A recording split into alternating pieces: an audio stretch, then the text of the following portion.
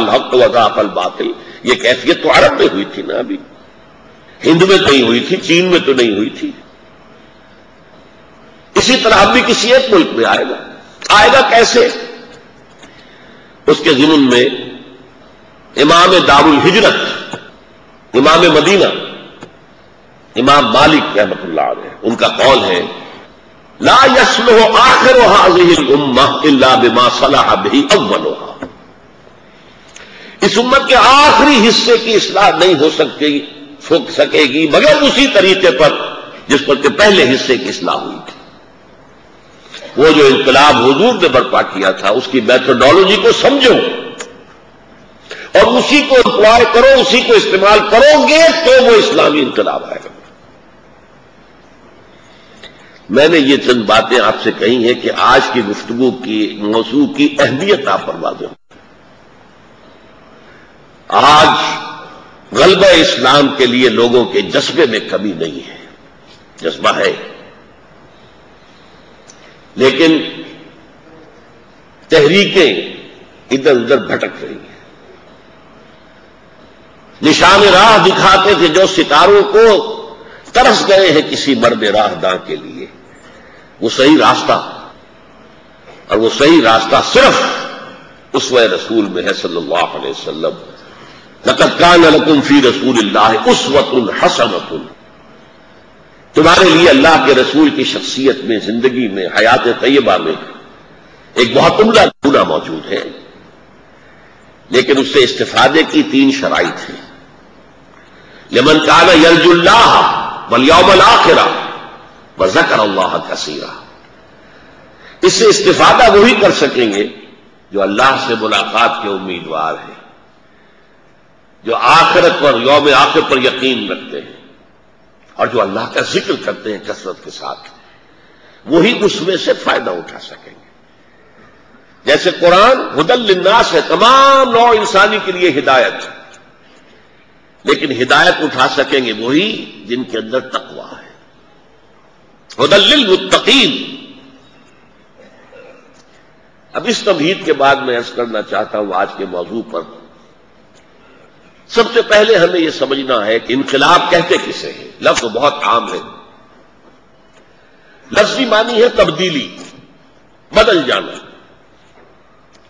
لہذا ہم یہ لفظ کسی بھی لفظ کے ساتھ جوڑ دیتے ہیں. علمی انقلاب، ثقافتی انقلاب، سائنسی انقلاب، فوجی انقلاب،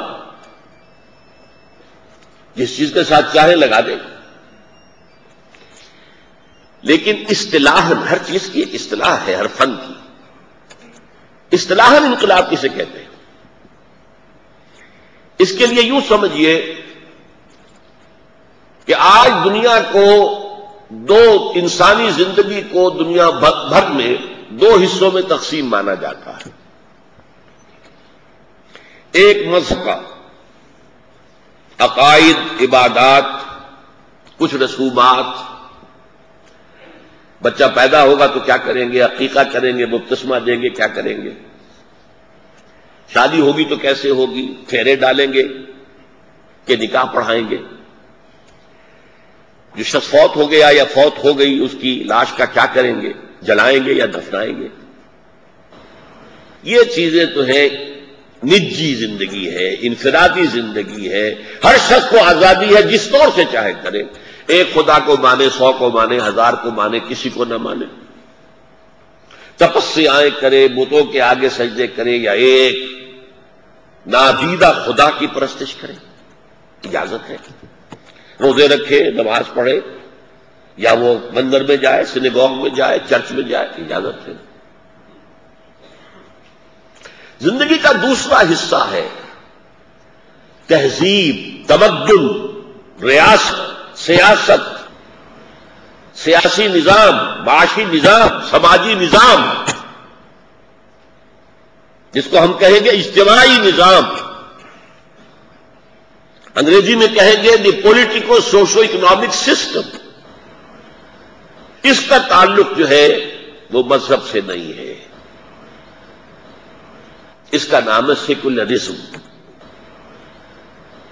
سیکولرزم کا مطلب لا مذہبیت نہیں ہے، ہمہ مذہبیت لا دینیت. مذہب تو سارے ہمیں ایکسیپٹیبل ہیں. We are ready to embrace. یہی بات کہتا ہے بش بھی. We are ready to embrace Islam. تم ہمارے ہاں آئے, تم نے سینیگاگز خرید لی, یہودیوں کی عبادت گاہیں اور مسجدیں بنا لی, ہم نے تو اعتراض نہیں کیا. تم نے چرچ خریدے, مسجدیں بنا لی, ہم نے تو اعتراض نہیں کیا. تم نے یہاں کے افرو امریکنز کو کنورٹ کر کے مسلمان بنا لیا اور کچھ گوروں کو بھی بنا لیا, ہم نے تو اعتراض نہیں کیا نا. تو اسلام سے ہماری کوئی جنگ نہیں ہے. اسلام ایز اے مذہب we are ready to embrace, but Islam as a politico socio economic system is not acceptable to us. اسی کو وہ کہتے ہیں فنڈامنٹلزم. اس سے ہماری جنگ ہے. اور اس وقت چونکہ کچھ فنڈامنٹلسٹ لوگوں نے جو طریقہ کار اختیار کیا ہے, اس کے اوپر دہشت گردی کا لیبل لگ گیا ہے, تو وہ فنڈامنٹلزم کو ایکویٹ کرتے ہیں ٹیررزم کے ساتھ. تو اسے کبھی کہتے ہیں war on terror, war on terrorism, war on fundamentalism. حقیقت میں یہ جنگ ہے اسلام کے نظام حیات کے خلاف, عقائد کے خلاف نہیں, عبادات کے خلاف نہیں, رسومات کے خلاف نہیں. Islam as a politico socio economic system, اس کے خلاف جنگ. اب آپ سمجھیے کہ انقلاب جو ہے آج کی اصطلاح میں اس اجتماعی نظام کے اندر کسی تبدیلی کو کہتے ہیں. مذہبی میدان میں کوئی تبدیلی بڑی سے بڑی ہو جائے اسے انقلاب نہیں کہا جاتا. یہ بہت اہم نقطہ ہے, اس کو سمجھ لیجیے.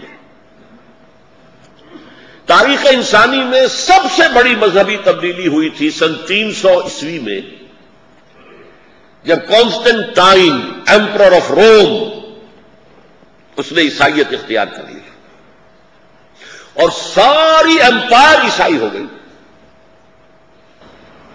مذہبی تاریخ کے اندر اتنی بڑی کنورشن کبھی نہیں ہوئی. پوری وہ امپائر جو 3 بر اعظموں پر پھیلی ہوئی تھی, whole of north Africa, whole of east Europe, whole of west Asia, 3 جو بر اعظم ہے, اور اس میں سب عیسائی ہو گئے. لیکن آپ نے کبھی اس کا نام انقلابات کی تاریخ میں کہیں نہیں گنوایا گیا, رومن ریولیوشن یا کرسچین ریولیوشن نہیں. ریولیوشن کہلائے گی وہ تبدیلی جو سیاسی نظام سے متعلق ہو اور بنیادی تبدیلی ہو. صرف اوپر کے ڈھانچے کے اندر کچھ کم و بیش یہ نہیں. بنیادی تبدیلی یا سیاسی نظام میں ہو, یا بنیادی تبدیلی معاشی نظام میں ہو, یا بنیادی تبدیلی سماجی نظام میں ہو. تو میں عرض کر رہا تھا کہ انقلاب کہلائے گا وہ جس میں کہ اجتماعی نظام کے 3 پہلوؤں میں سے کسی ایک پہلو میں بنیادی تبدیلی آنا ہے, یا سیاسی نظام میں, یا معاشی نظام میں, یا معاشرتی نظام میں. اب دیکھیے, جائزہ لے لیجئے. فرینچ ریولوشن بہت مشہور ہے اور واقعی ریولوشن تھا, اس میں کوئی شک نہیں, لیکن صرف سیاسی نظام میں تبدیلی آئی تھی. مذہب وہی رہا, پہلے بھی عیسائی تھے, بعد میں بھی عیسائی ہیں. سوشل سٹرکچر میں کوئی تبدیلی نہیں آئی. تو فرینچ ریولوشن میں صرف سیاسی نظام بدلا. دوسرا بہت مشہور انقلاب جو ہے وہ بولشوک ریولوشن آف رشیا 1917, صرف معاشی نظام بدلا.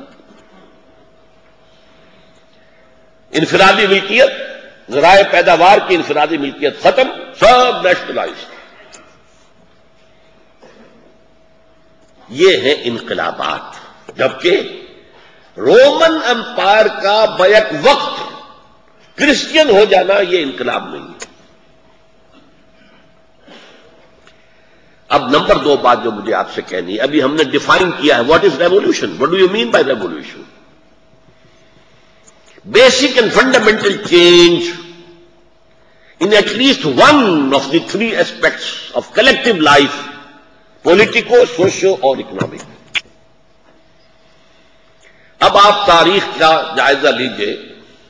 سب سے پہلے تو کیا واقعی حضور نے انقلاب برپا کیا, یا یہ ہمارا صرف کہنا ہی کہنا ہے، تعریف ہے۔ واقعہ یہ ہے کہ تاریخ انسانی کا عظیم ترین انقلاب برپا کیا محمد نے صلی اللہ علیہ وسلم، اور میں اسے کولڈ انالیسس سے ثابت کرنا چاہتا ہوں۔